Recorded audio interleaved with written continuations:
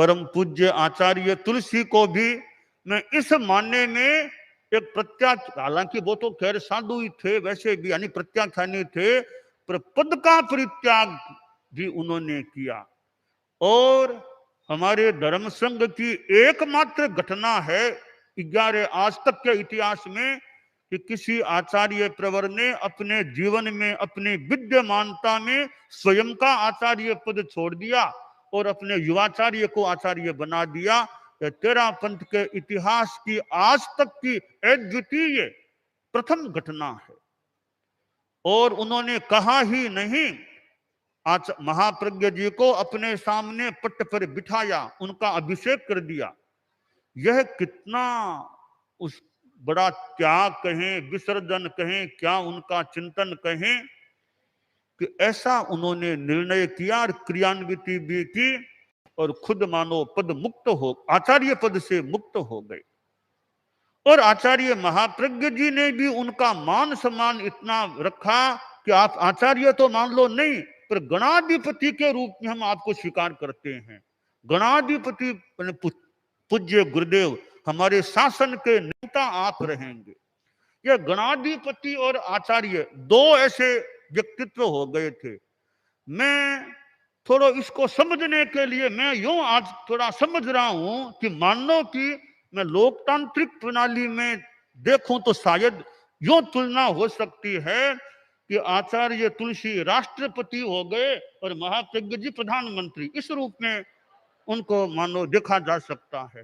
यानी मूल सरकार तो वैसे दादा प्रधानमंत्री देखते हैं, राष्ट्रपति वैसे ऊपर वैसे होते हैं साइन और करने, तो मानो आचार्य तुलसी गणाधिपति एज ए राष्ट्रपति हो गए और महाप्रज्ञ जी गुरुदेव प्रधानमंत्री के रूप में मानो हो गए थे।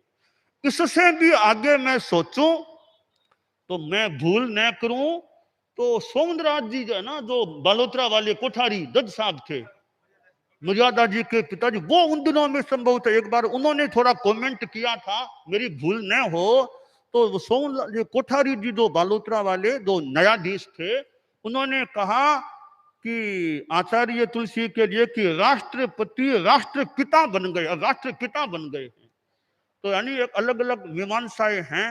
तो मूल बात है कि आचार्य तुलसी ने अपना पद का मानो प्रत्याख्यान कह दें, विसर्जन कह दें, वो कर दिया था। तो ऐसे देखें तो थोड़ा कठिन काम है। आदमी सत्ता पर आसीन हो, सत्ता को छोड़ देना, वो अगर स्वेच्छा से छोड़ दे, स्व्यवस्था में कोई छोड़ता है तो एक विशेष बात संभवतः हो जाती है। हालांकि ये छोड़ना न छोड़ना ये भी विवेक की बात होती है, कहीं छोड़ने से नुकसान भी नहीं होना चाहिए। पर आचार्य तुलसी को लगा कि नुकसान वाली बात उनको नहीं लगी होगी, तो उन्होंने यह पद भी छोड़ दिया था। और वैसे युवाचार्य हैं तो मान आशा रखें, कभी तो आचार्य बनने वाले ही हैं, अपने सामने ही आचार्य बना दिया, बाद में बने तो सामने ही बना दिया। तो यह प्रत्याख्यान है। आज यह व्यक्ति व्यक्ति में जैसे अनुव्रत की बात है, अनुव्रत भी एक तरह से वो सम्यक्त्व मिथ्यात्व की बात को एक बार अलग कर दें, वो भी त्याग है, संकल्प है। तो ये अनुव्रत है, वो भी एक गलत चीजों को छोड़ने की बात है। तो भगवती सूत्र में यह बताया गया है कि जीवों में प्रत्याख्यानी भी होते हैं, कई प्रत्याख्यानी भी होते हैं, और अप्रत्याख्यानी तो अनंत अनंत जीव हैं जो ये अप्रत्याख्यानी होते हैं। तो भगवती सूत्र में यह प्रत्याख्यान की बात आई है।